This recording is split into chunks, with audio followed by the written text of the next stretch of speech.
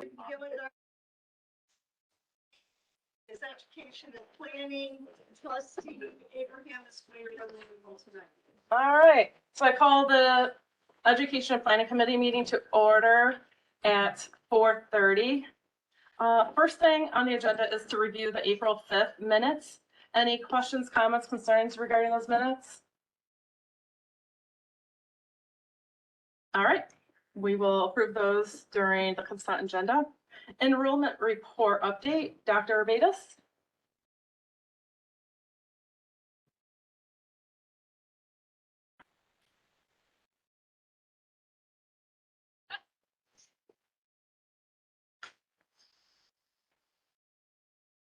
Good afternoon, everyone. Hello. So you have in your packet the final spring numbers. I'm not going to review them because that was the last report for spring 23. Okay. So overall for spring, briefly, headcount was down 1.5% and FTE was up 0.9%. So I'm going to move on and I'm going to share summer and fall preliminary numbers with you. So summer 2023, headcount is up 6.3%. FTE is up 1.4%. Still with time to go for registrations and multiple summer sessions.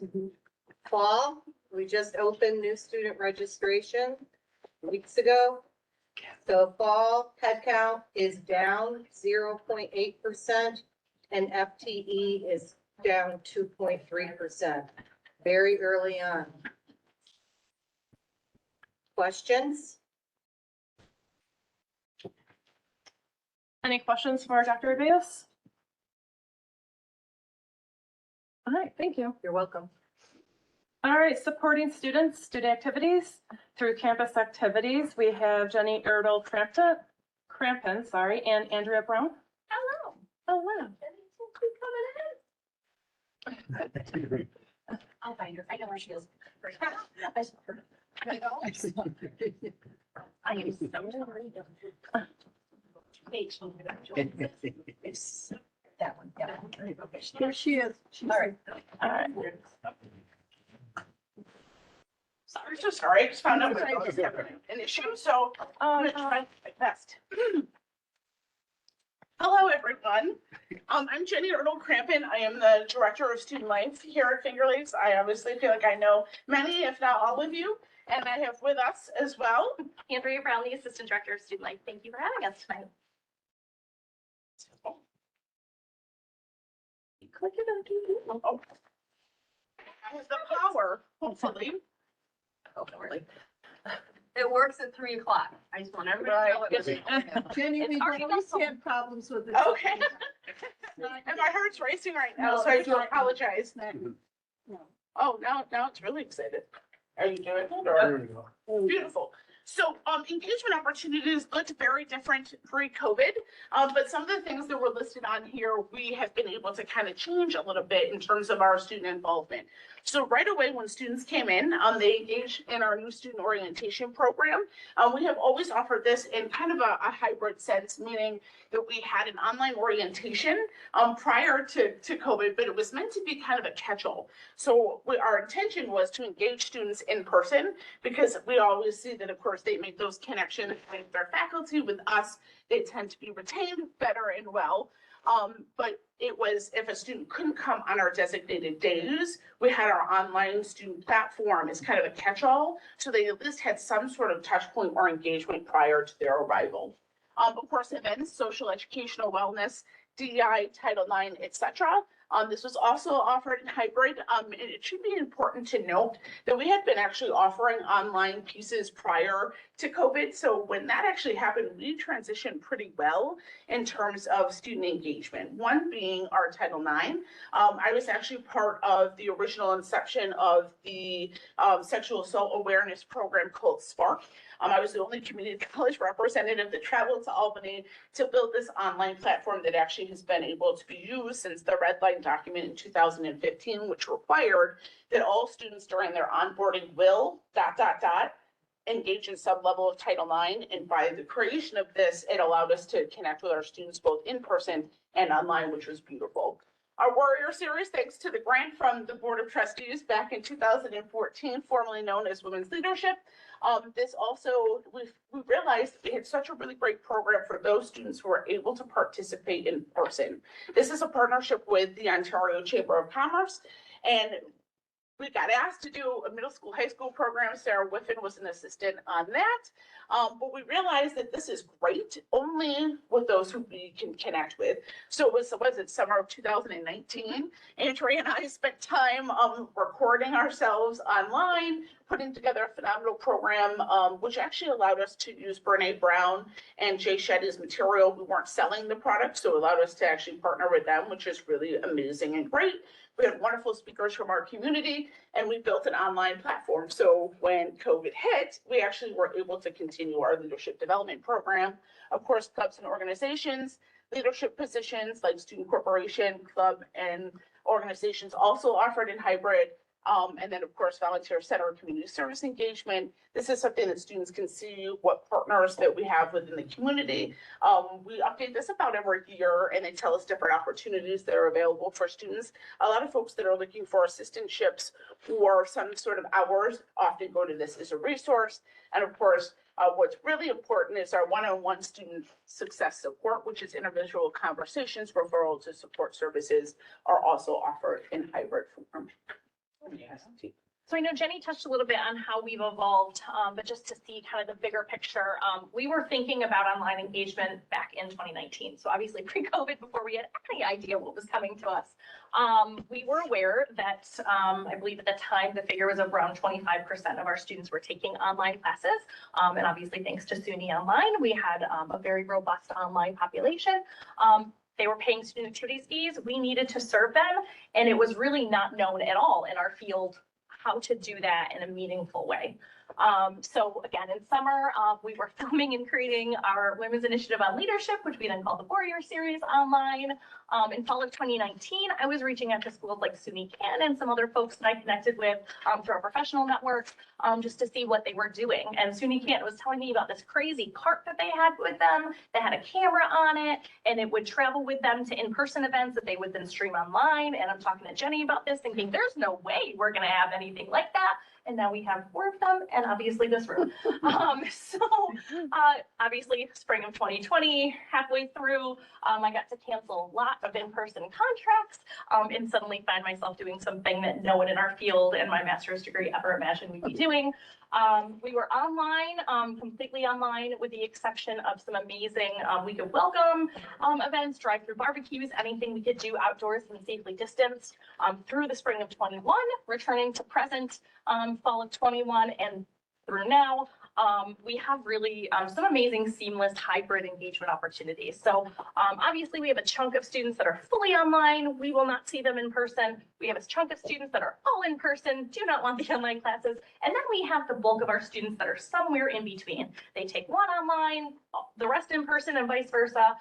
And so we meet students where they are. Are you at home today? Great. We've got bingo that's happening in our cafeteria in person, but then an awesome WebEx opportunity where they feel like they're part of the event. We'll send them, we'll mail them, you know, the prizes and stuff. Or if they're on campus the next day, they pick it up from us, whichever. So we have some really amazing opportunities in a way, thanks to COVID, through technology, and through just this new way of life, where we can continuously evolve and improve our offerings based on student needs and feedback. And that's our biggest takeaway in terms of our involvement, is how much more we're able to offer online for student engagement. We definitely were underserving our online student population in terms of engagement offerings. I would say we had a few things here and there, but COVID kind of forced us into that. So thanks, COVID. First time, a great takeaway, which was definitely that. And I think we're continuing to grow. And again, Jenny mentioned we've had an online orientation now since the spring of 2017 was our soft launch, but it was meant to be that catch-all. During COVID, that was all we had. One of the few schools, we were actually asked by SUNY Central to present online to all SUNY schools about how we're doing online orientation. So that was really exciting. And now it is our primary source of information. The beautiful thing about it is that it doesn't change. So it's not based on the presenter you get that day at that time, the energy of our orientation leaders in that moment. It is consistent. They can get it whenever they want to, as soon as they register, as soon as they have a computer login for FLCC, through our single sign-on system, they're able to get access to it. And so there's not that also anticipation of all summer waiting to find out how our college operates. They're able to get that information right then and there.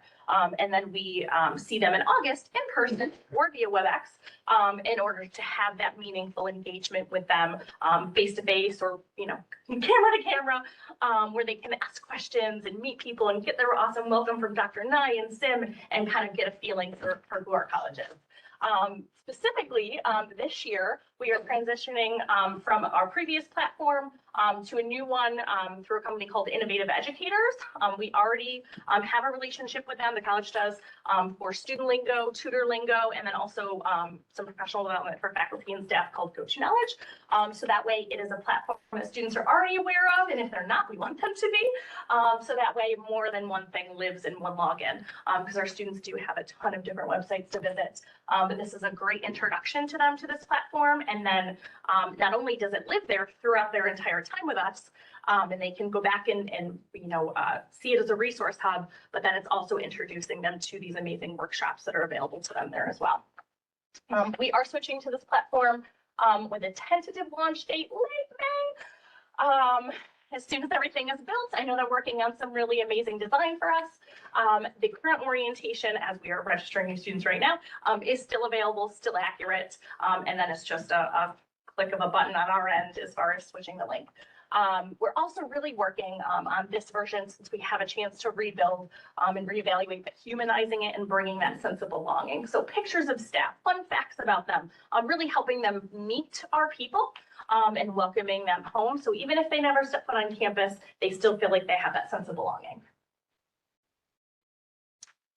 So in terms of communication, we have our traditional methods, which of course is paper or calendar, like our ledger, which is in the bathrooms. In the hallways, we have our online event calendar that gets updated within like 15 seconds of updating things.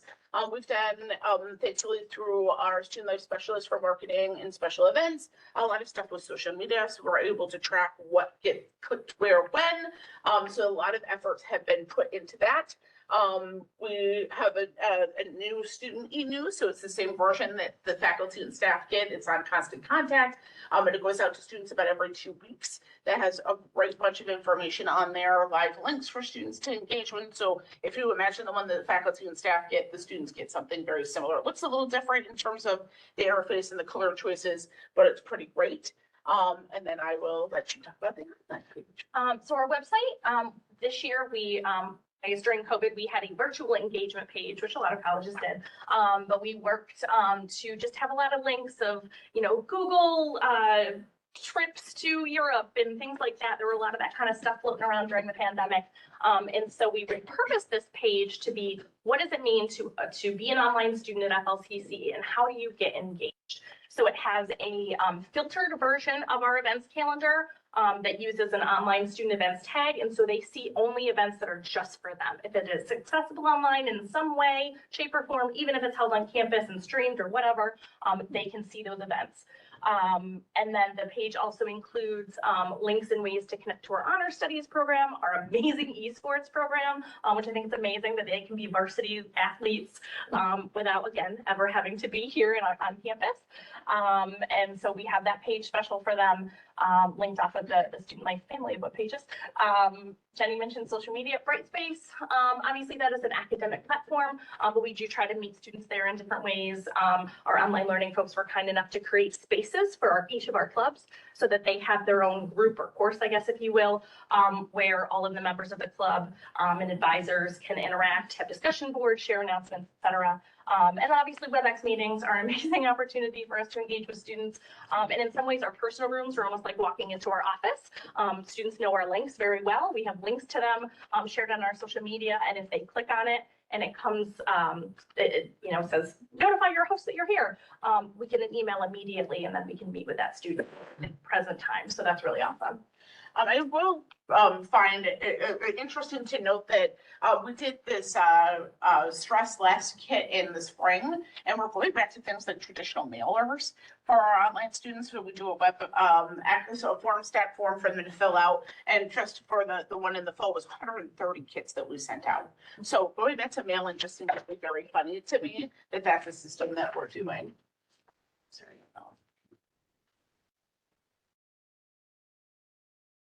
We're just gonna leave with just just a snapshot because we only have like a minute left. So this, we're not gonna read it to you. I know it got sent to you in advance that has numbers and some information in it, but we wanted to highlight, what our new student orientation numbers look like, student corporation committee activities that kind of take place. So you guys get an understanding of what student groups, student relationship, faculty and staff and department partnerships that come out and do a lot for our students. So that's a snapshot. Active Minds, and I think you guys also had the luxury of seeing our Send Silence Packing video that need to share with all of you, which was a great event, just kind of what that was like. We just did a Lego build, which 3 of you participated in. Thank you, Board of Trustees. But this also included all of our campus centers, our viticulture center, and then virtual programming. We spent a lot of fall doing an online student hub where I hosted evening office hours to get to know our online students, to find out what it was that they needed. And we're still growing that, but just kind of giving an idea, we'll put more effort in for the spring. And these are just our numbers as of right now, and growing. So we'll have more finalized things kind of once we wrap things up. And that's where we are at. Is there any questions that you have for us? The one story I do want to say, which I was really important, is we just elected our new student corporation. One student is actually joining us from Dubai. He's going to be serving as our secretary. And what I think is interesting is he wants to go to a 4-year American school. So what he did was found FLCC online.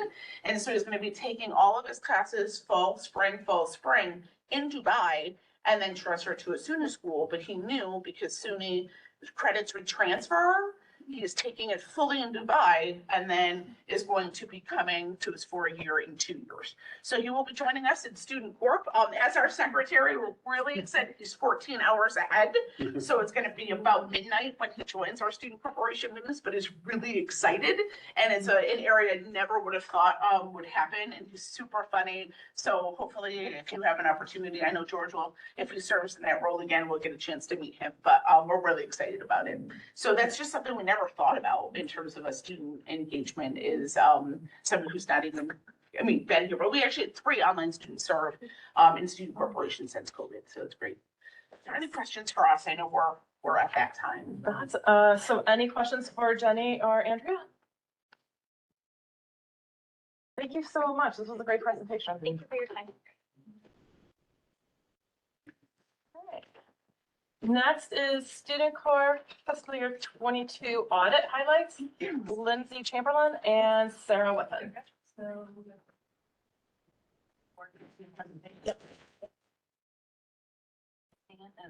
Shutter.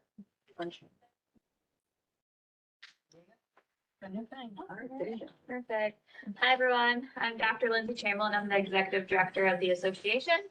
I'm Sarah Whiffen. I'm the Associate Vice President of Student Affairs at FLCC, and we're here to talk about the Student Corporation Fiscal Update.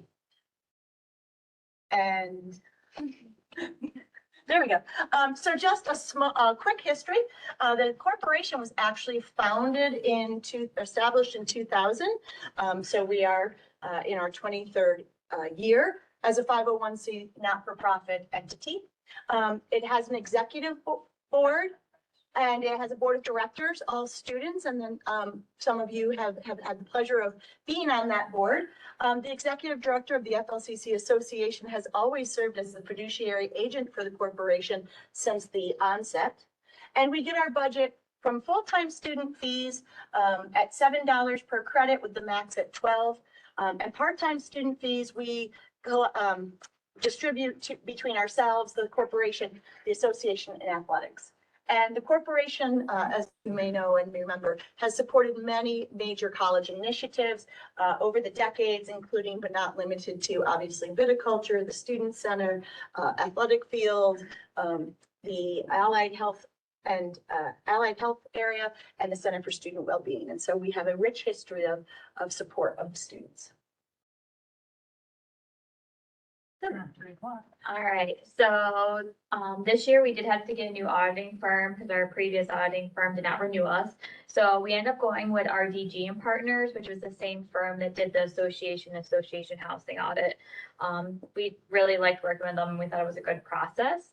Overall, they gave the student corp, good financial standing, and I'll go through some of the numbers. And then from there, we were able to take their recommendations to make a few changes, which Sarah will touch upon later in the presentation. So starting off, just wanted to share the balance sheet. So we did have lower assets and liabilities from previous years. And reason of that is, we had about 300,000 in designated funds. So with these, you can see they're split up. We had 125,000 for the beautification initiative and 75,000 for technology initiative. And pretty much what that means is the student corporation promised these two sums of money in a previous year. So those are in consideration when you're looking at the balance sheet over here. Next, I wanted to kind of touch upon the change in net assets that was brought up by our auditing firm. So with this year, it shouldn't be a surprise that student fees were down, which brought down the total revenue because as Sarah kind of mentioned, their main revenue stream is based off student fees. However, with that, they also had their lower expenses this year. So with those two, there was an increase in net assets from start of the year to the end of the year. Even though they had lower revenue, they had lower expenses, which was great.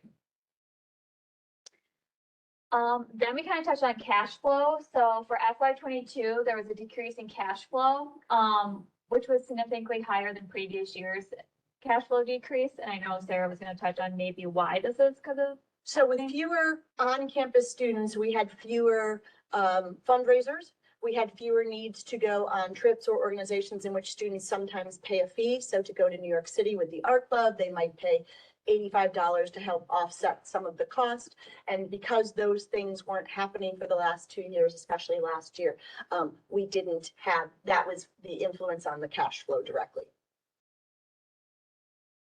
And so the opportunity for change.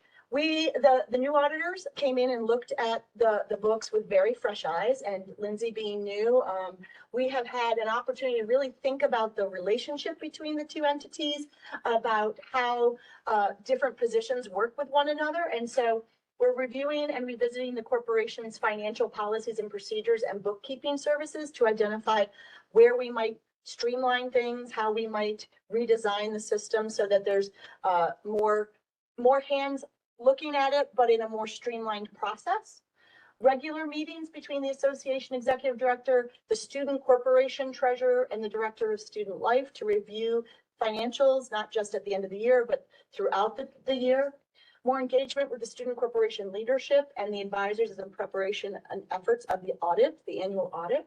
And then just reviewing the structure of the student corporation 20 plus years later.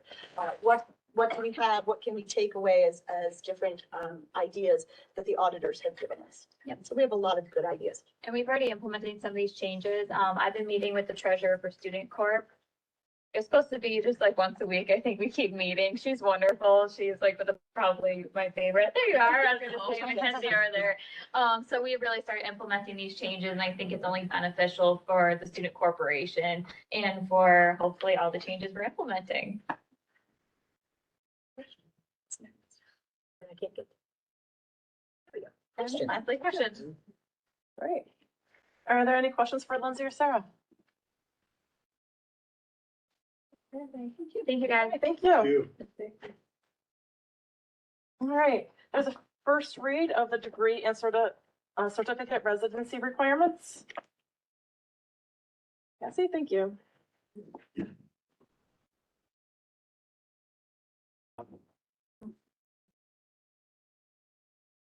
Hi, everybody.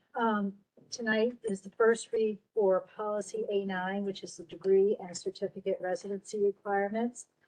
This policy has been updated since it was last looked at, I think, over 10 years ago.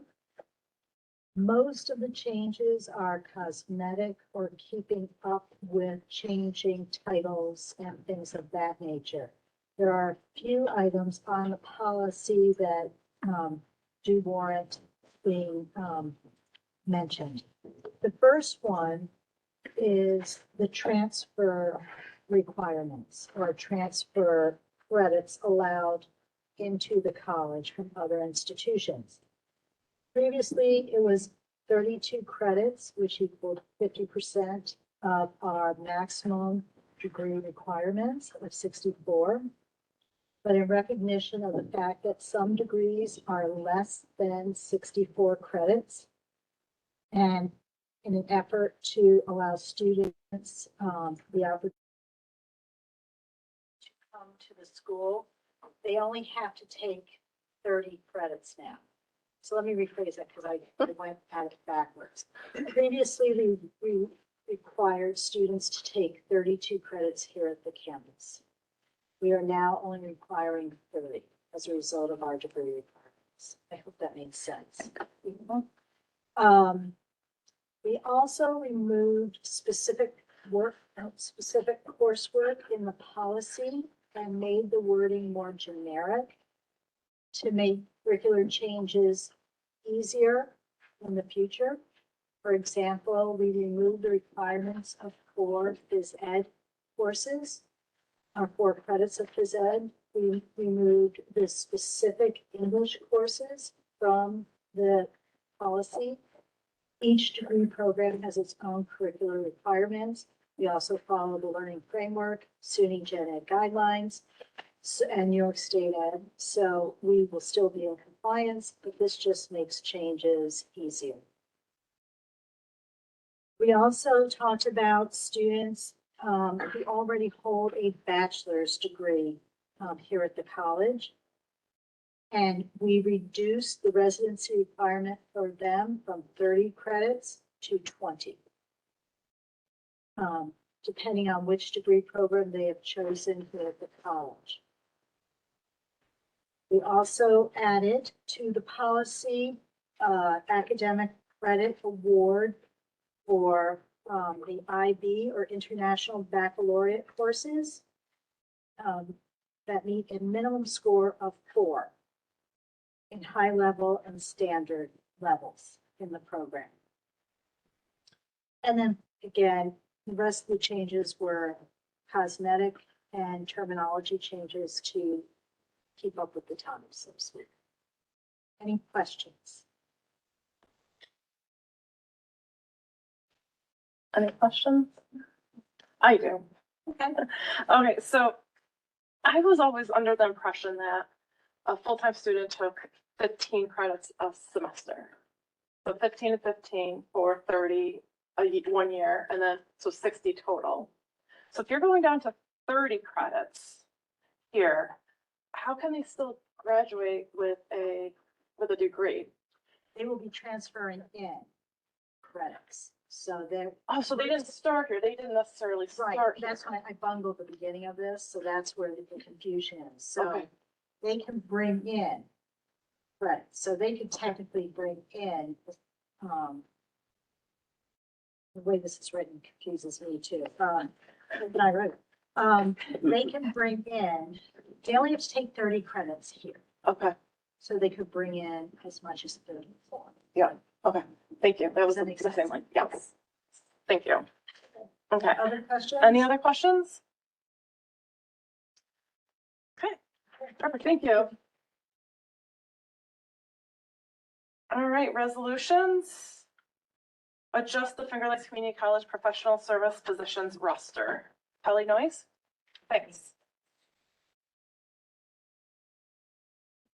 Hi, everyone. Okay, so this afternoon, we're just seeking your approval to adjust the professional services roster by adding 2 titles. The first is the coordinator of the Science Incubator within the Department of Academic Success and Access Programs. The second is an office manager position within the Workforce and Career Solutions Department. Starting with the first, the coordinator of the Science Incubator. It is a brand new position, a new role, and a new title. The role will provide direct hands-on tutoring and support for students in the field of technology, science, and nursing. This role is being funded by some changes within the department that have created vacancies and rehiring of other positions that have yielded a cost savings. So those cost savings are going towards the funding of the coordinator. This role will join the other two coordinators in the math center and the right center that have already previously been approved. The second position, the office manager within Workforce and Career Solutions Department, is actually a replacement. And this role will be replacing the account clerk typist title and position. The office manager is a paraprofessional title, which allows the college to tailor the job descriptions to be specific to a department, as opposed to the civil service title that was used previously as the account clerk typist. The office manager will coordinate all activities related to tracking of course data, including registrations, completions, placements, etc. The previous title in terms of funding, the account clerk typist, was a grade 6 with a starting rate of $17.16. This new position, the office manager, is a grade 7, starting rate $17.64. So there's just a slight difference in terms of cost to the college. Any questions? Thank you. Any questions for Kelly? Okay, thank you. Thank you. All right, next on the agenda is a strategic thought presentation, a student capstone presentation by Nick Ward.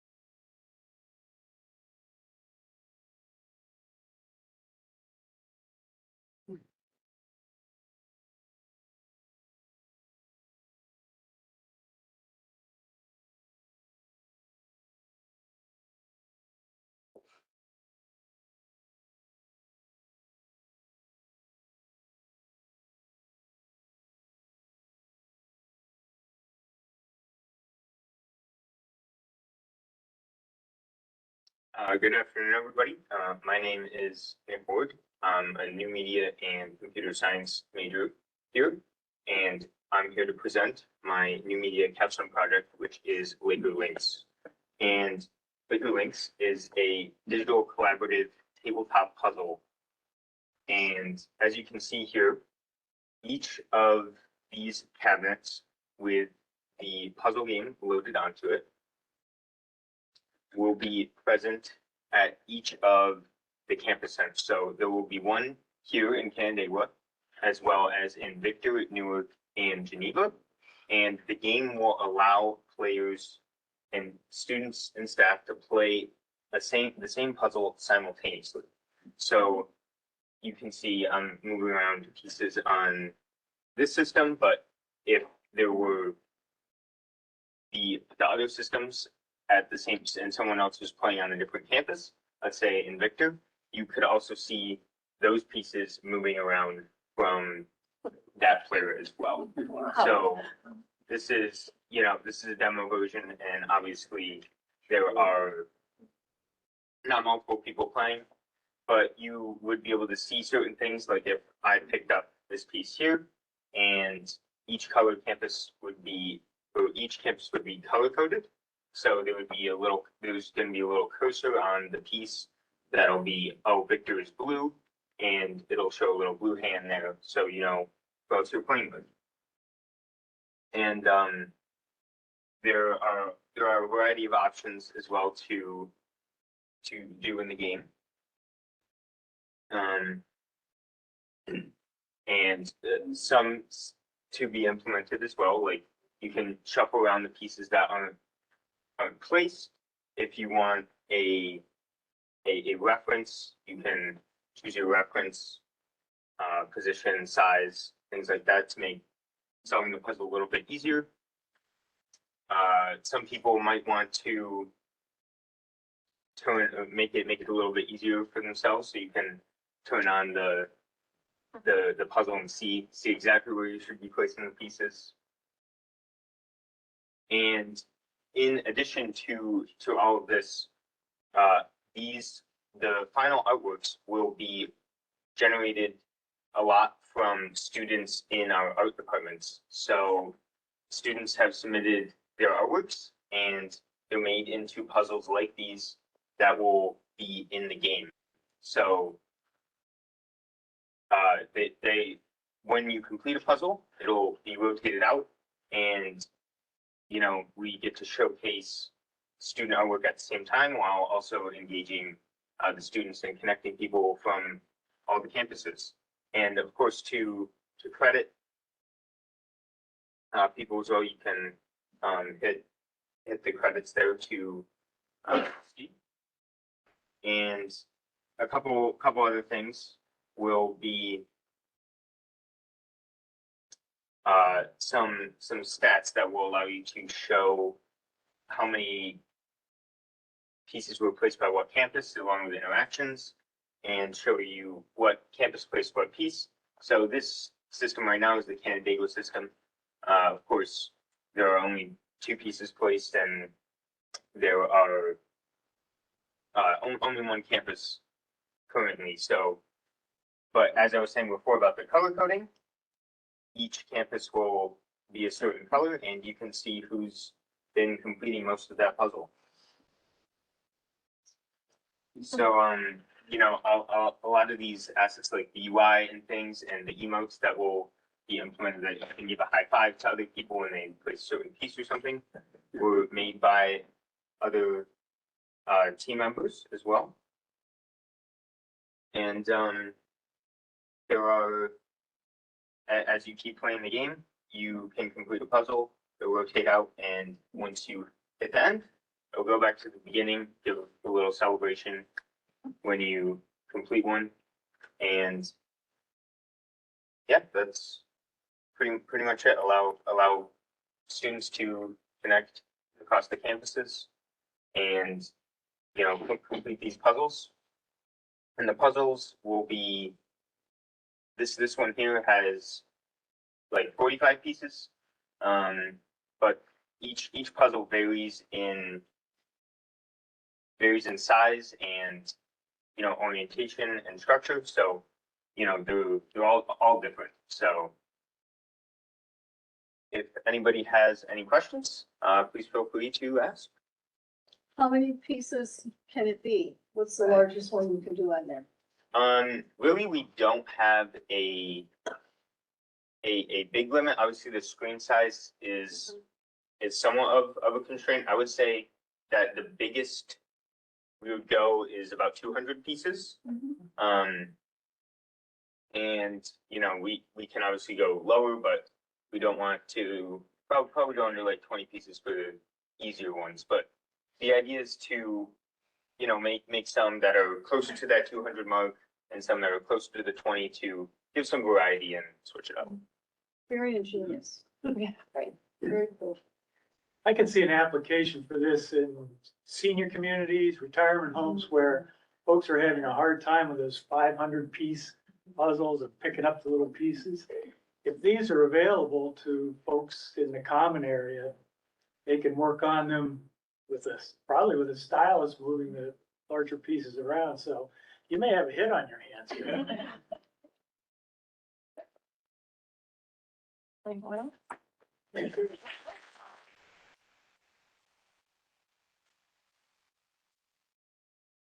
Thank you so much. Any other questions or comments for Nick?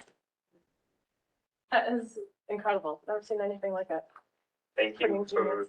having me and listening. We were just commenting that perhaps the real application here for the finance director and Dr. Knight to just give them all the numbers for the budget. And let them figure out how to put it together. No kidding. For sure. That sounds like a good experiment. Yeah. We need to hand it to Albany first. Yeah. They lose some of the pieces. That's incredible. Okay, that concludes our education and planning. We don't have a quorum, so can we? Oh, we do now. Oh, okay. Yeah. Oh, I thought it was these people here. It had to be these people here. You don't, because we don't vote, so you don't need a quorum. Oh, I thought we needed to adjourn though. A motion to Yeah, adjourn. we need a motion. But we do have enough anyway. Oh, okay. Motion to adjourn? All right. Second? Second. All right. All in favor? Aye. Opposed? Abstain? We are adjourned. Thank you. All right, next I thought I had week is the finance and facilities, and Steve is not here. Did he call on anyone to lead it? No, okay. Jeff, you usually do. Do you want to take it tonight? Okay, thank you. Okay, I'll call the Finance and Facilities Committee meeting for May 3rd to order. First item of business is the review of the minutes from April 5th. Are there any comments or corrections, suggestions? Okay, hearing none, we'll move on. Next item up is the update on the operating budget and the finance report.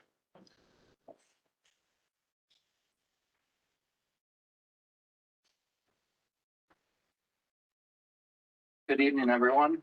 So 2.5 weeks in, Welcome. we've just broke into the budget here. I've been working with Ken on analyzing it, for budget versus actual. So nothing that's sticking out for me. I hope for the June meeting, I'll have a better idea or better work through on the forecast and where we'll end up at the end of the year. So, but nothing that, when I was reviewing it with Ken and looking at myself, nothing that stood out to me that would deviate from what Ken had said in the previous meeting. So I don't know if there's any questions that you had seen in review of the actuals. Any questions? Okay, if not, move on to the facilities update. The facilities update, Kathy will come into, I don't think there's anything new from the last meeting, but Kathy will plan on attending the next meeting. I just wanted some more time with her to understand the update there, so. But nothing there. We do have the electrical shutdown after graduation for 2 weeks to revamp some of the electrical equipment, so. Okay. Any questions regarding that? If not, we have a number of resolutions. The first one is accepting the auditor's report.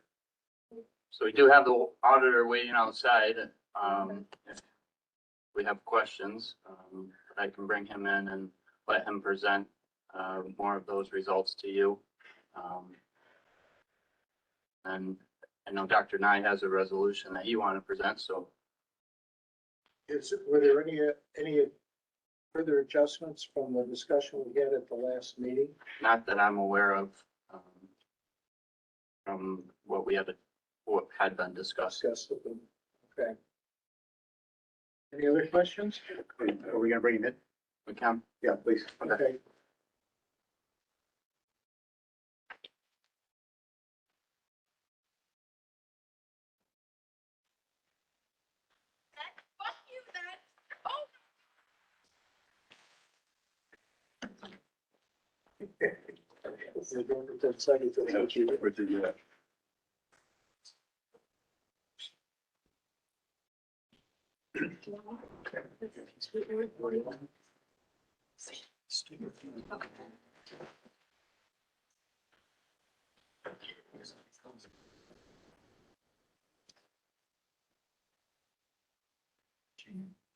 So how long has it been? How long has it been? It's well before COVID. Yeah. Seven. It'd be easier to go to forms. Yeah.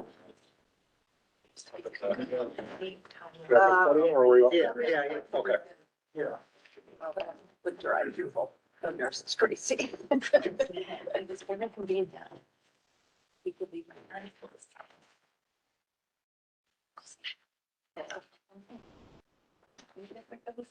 You know, I had a relative go very early just recently, so I think. So I'll present, the partner from Bonadeo, Randy Shepherd.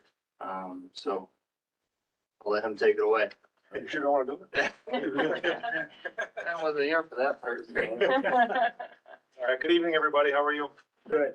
Good. I think you guys all have copies somewhere in your stuff. So we did review this in detail with the finance committee back on March 31st, and we issued these final on April 7th. So we're not going to go into a lot of detail, and I don't know what order things are within your packet. We're going to cover there's one letter, it's called the required communications letter. It's dated March 31st at the top. I'm not sure if that's first or where that is. I'm trying to look at your iPad as you scroll. I can't tell what's wrong. Yeah. There it is. Not sure. Do you know if that's in the packet, Dr. Nye, or no? Which part again? The record communications letter? Yes, it is. Okay. All right, so that's the one we're Where'd you going to find cover it? first. Essentially, this thing goes through and talks about, again, as the name implies, there's required communications with the audit. The first things it talks about is accounting standards and accounting practices, and it identifies the fact that there was one new accounting standard this year related to leases, GASB 87, and so that was implemented, and that was new. But there will be another new one in 2023 related to GASB 96, which is subscription-based IT arrangements, very similar to leases, but just focusing on the cloud-based assets as opposed to physical assets. Accounting estimates, there are accounting estimates within the college's financial statements. There's three of them that we identified: depreciation, the net pension asset and liability, as well as the estimate of the allowance for doubtful accounts. So we make sure that those estimates and factors and assumptions are appropriate and review those, which we did.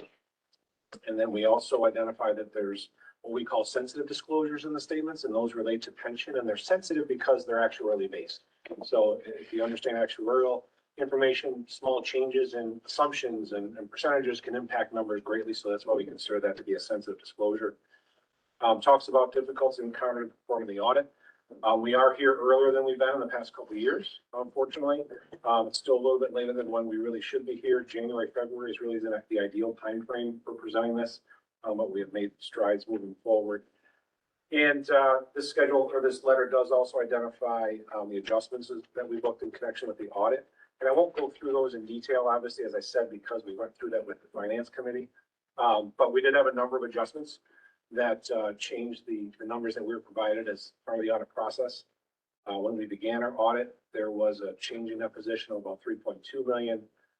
At the end of the audit process, it ended up being 6.2. And so there were several adjustments, material adjustments throughout that process, which is really what, the reason for why things took a little longer, trying to get through those numbers and make sure that they're reconciled. But they are obviously, from an issuance perspective, they are at this point. When we think about the college and the financial statements themselves, if you're in there, I'll talk about the reports. So we did issue an unmodified opinion on the financial statements of the college. That is a clean opinion. So that's really what you're hoping for to have. And we also issue reports in connection with Yellow Book, which is government auditing standards. And within that report, we identify material weaknesses. And we did have one material weakness with respect to the financial statement audit. And that was really account reconciliations in the close process because of the length of time it took to get the audit closed, to get the audit completed. And we recommend some areas of improvement there and things that need to be identified. And again, this was a finding that was there in 2020 and 21 as well. So it's a repeat finding. And the other report that we issue for the college is a single audit report. That's covering your federal funds, including student financial aid. And those reports were standard reports. We did have a couple of findings with respect to the student financial aid process as well. One of them related to withdrawals in that process. So there was some turnover, obviously, in that area throughout the year. One of the things that we looked at were the withdrawal calculations. We sampled 40 of those calculations out of a population of 560. And in that sample, we had 22 out of the 40 that had to be corrected. So again, our recommendation there is to review that process, make sure that you've got the right training in place there. And then another finding that we had this year, which was new, related to reporting under COVID, Education Stabilization Fund. There's a lot of requirements of exactly how things should be reported on the college's financial statement, or I'm sorry, on the website, and it's easily accessible, easily located, and it was difficult to do from our perspective. And so our recommendation was to make some changes there. And that was it in terms of new findings for the year. So is there anything else, Dr. Nye, you'd like me to cover, or the finance committee, in terms of what we talked about before? Not for me. Any questions? Just a couple. One, I'd asked if there'd been any additional adjustments since the last meeting we had. Yeah, offhand, I don't know. I'm sure there was probably some tweaks between the 31st and the 7th, but I don't know offhand what those were. But since we issued, there's been no changes since we issued these on the 7th. Okay, and then the other question that I had was, as we've done the audit for this year, have we worked our way through so we've now audited all the COVID related funds, or will we still pick those up in another year's audit? Yeah, you'll still have more in the August 31, 23 audit as well. Yeah, there's still some there. There's still some, all right. Yep. Okay. Are there any other questions? If not, thanks for coming and making the presentation and all the work that was done. All right, thank you very much. Thank you.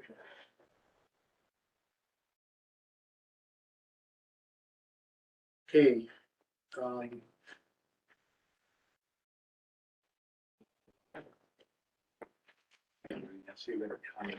So we have the resolution to accept the auditor's report. Any comments regarding that? Okay, now we'll handle the consent agenda. Dr. Nye, you want to talk about the collective bargaining agreement?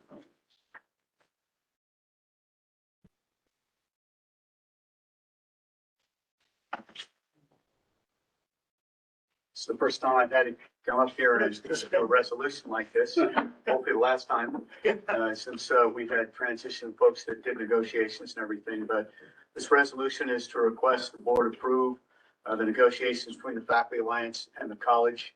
Highlights of it include 2.5% COLA for this year and the following 2 years, a $1,000 stipend for this year and also for the following 2 years. And that for this year includes retro, so that's a full year for this year. It also includes the agreement of reducing the number of non-teaching days from 10 to 6, and also an agreement to hold steady the healthcare premiums for Faculty Alliance to the 2023 level for the next 2 years. Are there any questions? Comments or questions? We're good. I appreciate the fact that it's a 3-year agreement. Any other comments or questions regarding that?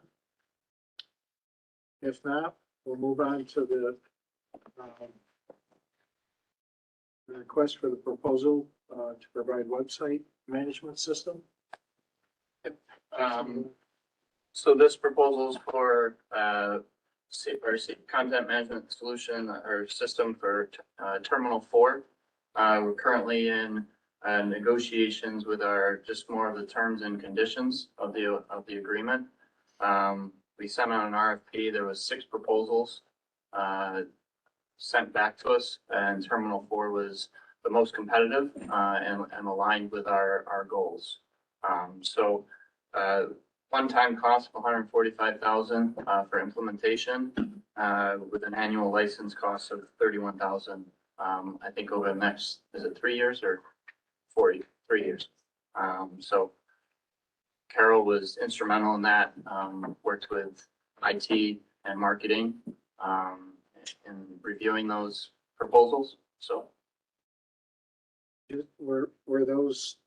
was this proposal the most cost competitive? yes, yes, it was. Any comments or questions regarding this? Okay, thanks, Jason. If not, authorizing the contract for Lucian Programming Support Services. I'd take this one since this was, for his to put out. Share the. Members of the board, thank you for letting me speak tonight. Had a couple folks leave the college in our programming area, and a little short staffed. And as you can imagine, we have a lot of development and work supporting the college and instruction and administration. I'll start out like Ken taught me last time. I'm not asking for any additional funds. I already have it within the budget through either consolidation of other services, a little bit of vacancy savings, and just reorganizing some of our standard procurement contracts.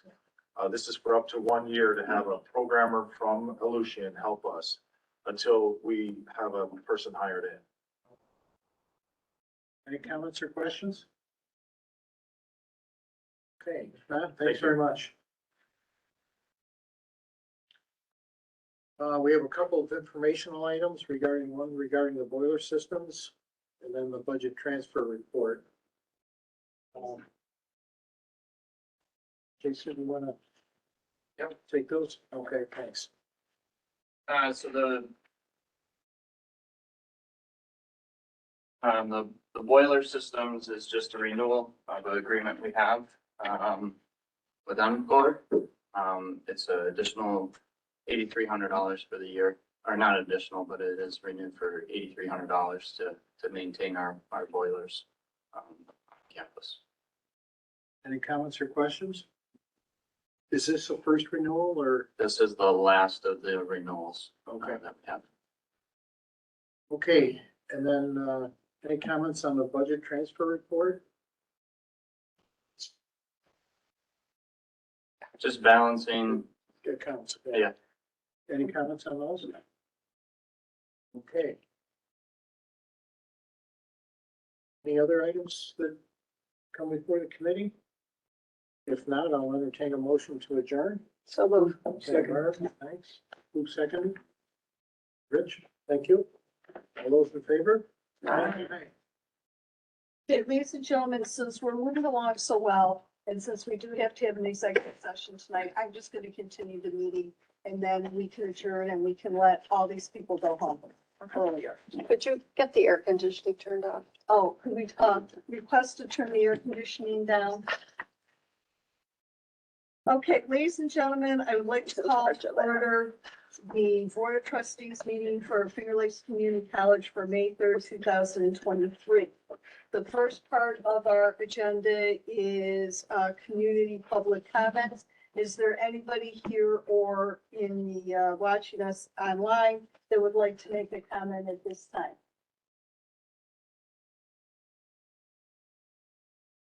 All right, seeing no one, I'm going to move on. The first thing, though, I would like to do is ask for a resolution to change the consent agenda to put on an executive session for tonight. Can I have someone move that, please? So Barb, thank you. Second? Santa, thank you. All right, so we will put that on the consent agenda. The next is the resolution. We haven't even had our 2023 graduation. That confused me. The resolution for the 2024 And, whereas in compliance with New York State Education Law 355, 1E, Part 604, the Finger Lakes Community College Board of Trustees has the authority to designate the official day of the Finger Lakes Community College commencement ceremony. And whereas it is the intention of Finger Lakes Community College Board of Trustees to designate the third Saturday of the month of May 2024 as the official day for the 56th Finger Lakes Community College commencement ceremony. In compliance with the days of instruction required by the approved 23-24 academic calendar. Whereas, therefore, the FLCC Board of Trustees hereby designates May 18, 2024 as the official day for the 56th Finger Lakes Community College commencement ceremony. All right? Okay. And, I guess we will need a motion for that? Yes. So, second? Second, okay. It was, Don made the motion and Rich seconded. Okay. All right, approval of the consent agenda. Are there any questions or comments on the consent agenda? Okay, seeing none, I will ask for a motion to accept the consent agenda. So moved. Thank you, Jeff. Second? Barb, thank you. All in favor? Aye. All opposed? All right, motion passes. Old business. Does anybody have any old business? Okay. New business. Does anybody have any new business? Chair's report. I forgot my little magazine for, tonight. And there was a very good article in it on sports in colleges. So I will remember to bring that the next time I see you. It was very interesting, a little different article than you normally see in that magazine. I just want to give a shout out. I did attend the Lego building thing with George attended and so did Donna. It was fun and I forgot to ask Jenny if they put the huge one together. Does anybody know if they did complete it? Yeah. Okay. And do you know where it's on display? It's currently in student corp right now, but it has a plastic case that goes over it and facilities built like a movable thing for it. Okay, all right, thank you. So it was just a nice little fun activity. As she said, they had 80 kids. It was just something a little different. Yeah, and it was fun. And I successfully put together my Lego, but I got one of the smallest ones that you had. It wasn't very. All right. President's report, Dr. Knight. I'll be very brief. First, especially since we have a lot of faculty here, I want to thank everybody that's been involved with the Gen Ed requirements and assessments that have to be done throughout this year. The reason that's also been difficult, they've had to get through the AS and AA degrees in terms of assessing them for Gen Ed requirements. It's an exhaustive process that also included this year of having to transfer to a different learning management system with Brightspace. And we're about 99% done on those Gen Ed requirements. And I just want to thank all the people who were involved in that because it was not easy to do. That's the main thing out of my report. A couple other things I would just like to provide. First off, today, Gallo came and visited us, the leadership of Gallo, and are offering us for our viticulture students $15,000 a year to then partner with the viticulture students as they make their wines. As you know, they're making their wines now. But Gallo also wants to do a little bit of experimental type wines and work with the students to do that. So we'll have an extra $15,000 of scholarship monies to provide the students. And that's been about a year and a half in the makings to try to create some sort of partnership with that. And it strengthens the partnership. There were already connections with some of the students that are now employees there and having them come back once an adjunct. But this really truly strengthens that partnership. I also wanted to let you know that the county supervisors have requested that our national champions visit during the next supervisor meeting coming up on May 11th, so they can be recognized for their achievements. And then finally, we don't know what it means yet, but the governor released her budget today, and we have received nothing from SUNY as of yet on that budget. We are not enthusiastic that they were gonna get, what we were asking for completely. And if you remember, the main things were, number one, that, they hold us flat, which I think they will do. But over the years, when being held flat, costs going up, that's not helpful. The 4% increase in student aid or state aid, I would be surprised if we get that. And then there was a request for $60 million of workforce monies to be provided. We think that might come out, but that's not a lot of money to do those activities.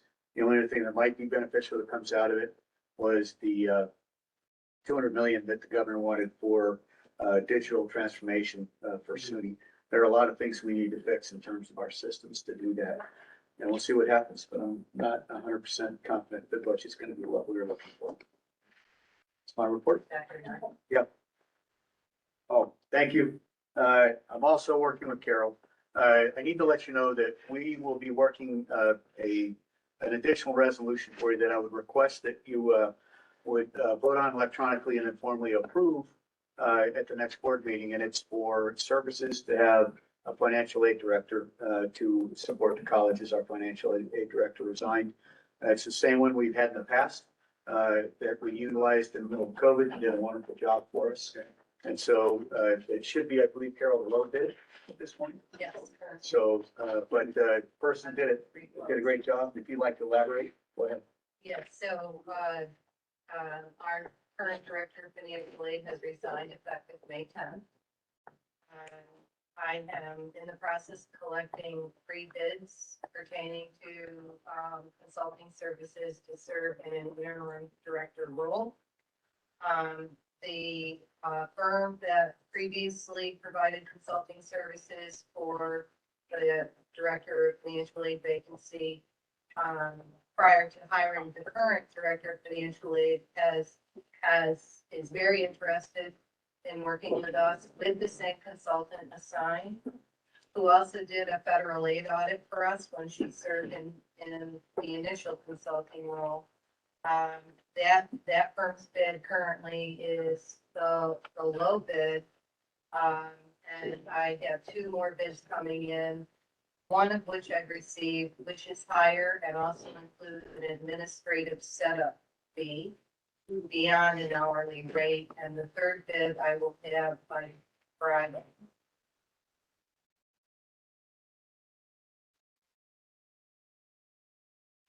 Okay, Thank you. our student trustee is not here tonight because she had to give her speech in class. Okay, so, she's not with us. Jeff, do you have any other comments on the audit? No, just what we covered this evening. Board development, Sasha? Yeah, right before our meeting, Donna did email a report, but the highlights are that we did meet. Activities that are in process are that John and Don are reviewing the community college policies on student success to begin drafting that one. Rich is reviewing the committee's charge and will be reviewing documents from our sponsors' perspective. And Donna will be meeting with Steve, a former member of the committee, to get his input on several board operation policies. Those are the highlights. And there'll be more in your document in the email. Okay, any questions for Santa? Okay, then moving on, Dan has submitted a report on the association. Are there any questions on his report? Do you have anything you want to add, Dan? No. Okay.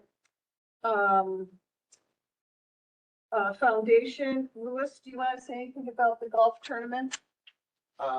No, I did want to remind everyone about the Labor Day giving on Friday.